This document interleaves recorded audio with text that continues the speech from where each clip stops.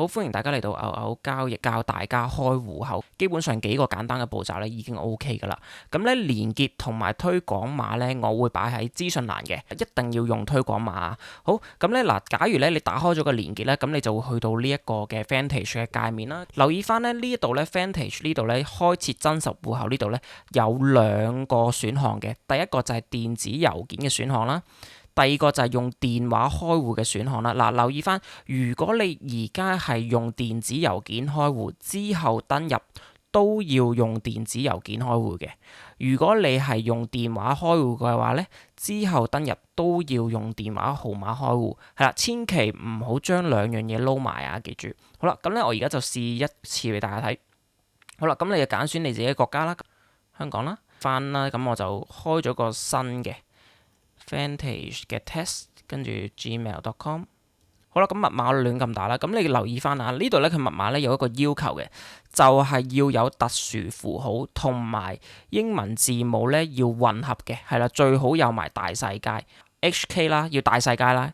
跟住你可能加個符號啦，加個錢啦，加個錢啦，跟住再加1 2 3 4 5 6 7 8 9，咁樣先係一個合規格嘅密碼。記住。好啦，密碼打咗，咁咧記得輸入推廣碼，推廣碼係啦 NY44ZZVN， 記住大細階要跟翻嘅。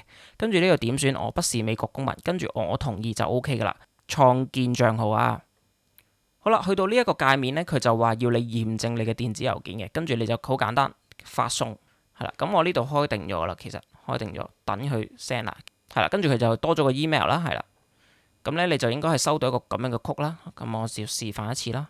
咁啊打落166617，係啦，好簡單，提交。係啦，跟住叫你驗證手機號碼啦。好，輸入咗咧就提交就 OK 噶啦。咁咧呢度填翻你嘅個人資料啦。嗱，記住呢啲個人資料咧必定要對翻你嘅身份證嘅，係啦，因為佢之後咧會叫你驗證嘅。好，填好晒啲個人資料啦，跟住就撳提交，你就要撳保存帳號，係啦，咁就 OK 咗啦。跟住咧去到呢一個界面咧就好簡單啫，就撳佢呢度乜都唔使 set 噶啦。跟住佢叫你揀帳戶類型，咁就揀第一個 standard， 跟住呢度搞翻美金。係啦 ，USD 啦，跟住呢度剔一剔，係啦，跟住就提交，跟住你就可以審核啦。其實好快嘅啫，跟住你就查看我的戶口帳戶管理，跟住你見到呢個真實戶口，咁你啱啱咧就係開設咗一個真實嘅戶口啦。咁呢度咧處理中，其實好快就搞掂嘅啫。係啦，咁就係 standard 嘅戶口啦。咁之後咧佢成功開通咗之後咧，你就喺度撳入金就 OK 噶啦。係啦，入1000蚊美金。大家記得咧要做翻一個嘅身份驗證啦，係啦，咁之後就 OK 噶啦。咁你哋開完戶之後咧，可以俾你哋嘅 UID 我 UID 咧係你哋畫面嘅右上角撳呢度，係啦，咁呢度咧就有個 UID 係你嘅專屬 UID 嚟嘅，係啦，記住你嘅 UID 唔係等於你交易戶口嗰個嘅 number。記住係兩個唔同嘅 number 嚟嘅，係如果你之後係登入 MT5 嘅話咧，你係要用翻呢一度嘅戶口號碼嘅。好啦，咁跟住咧，我哋去翻主頁呢個界面啦。咁咧你就呢度咧，記住要做翻一個嘅身份證驗證嘅，係啦，因為都係安全起見啦，我哋要做翻個身份證驗證嘅，係啦。咁你好簡單啦，繼續撳就得啦，同意跟住繼續，係啦。跟住咧呢度你就打翻你自己嘅名啦、出生年月日啦、日期啦，跟住就咁繼續。咁咧通常去到呢一個畫面咧，我就會喺手機嗰度做嘅，因為咧佢之後咧會叫你影你自己身份證啦，係啦。咁你用你嘅手機掃呢個 QR code。咁咧你就去到一個界面咧，就係佢會連接到你手機嗰個鏡頭，跟住咧你就準備定你嘅身份證啦，去一個比較清楚有光嘅地方，然之後影一影，跟住咧你跟住佢嘅步驟做咧，就可以成功做到個身份證驗證噶，係啦。咁我呢度咧就退出咗先。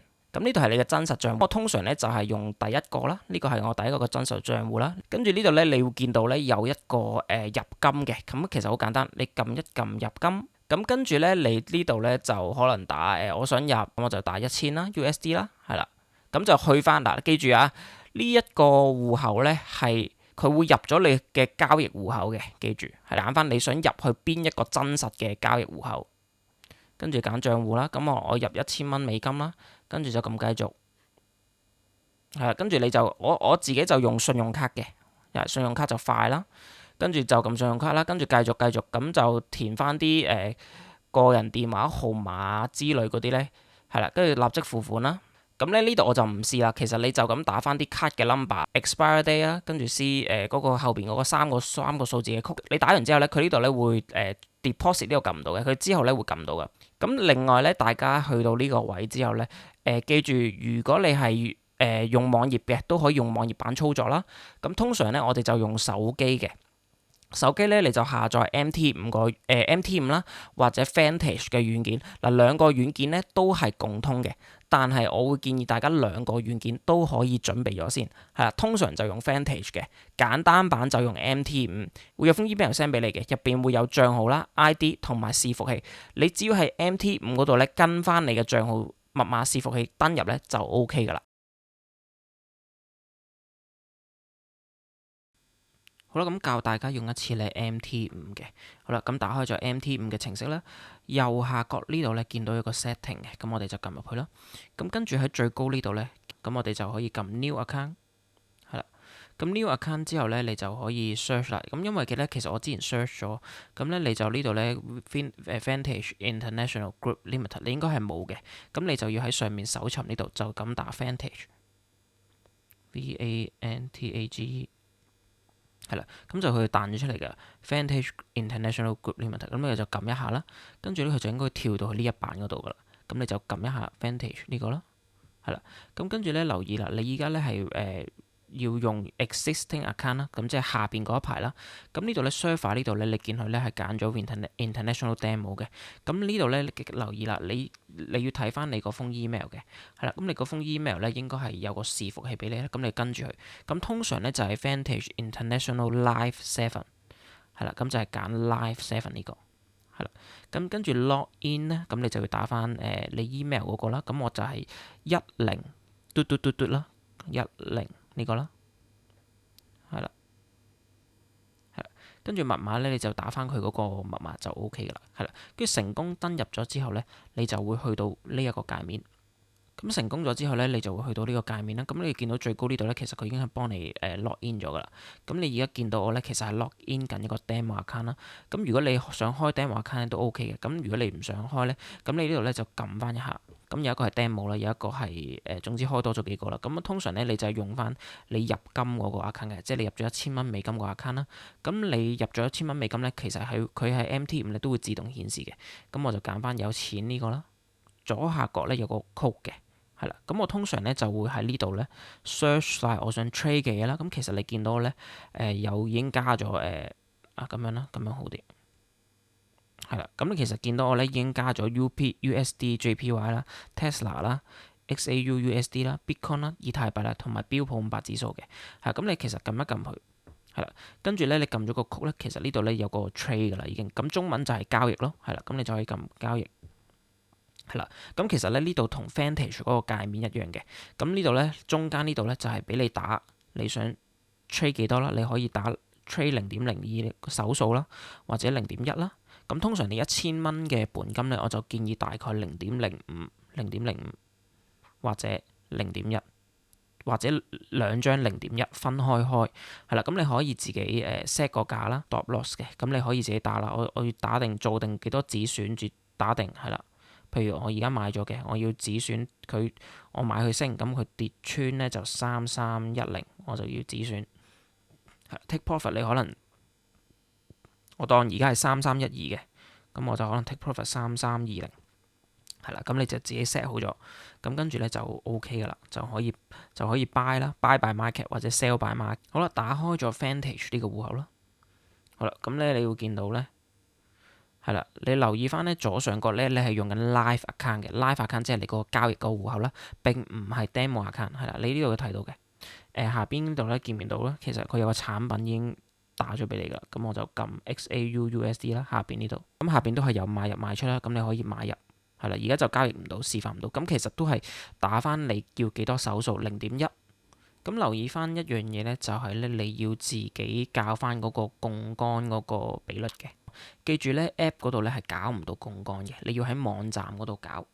咁你見到咧，其實我呢度咧係用緊槓桿係100:1嘅，係啦。咁你自己咧要去翻網頁版嗰度咧，可以 set 翻一個槓桿嘅。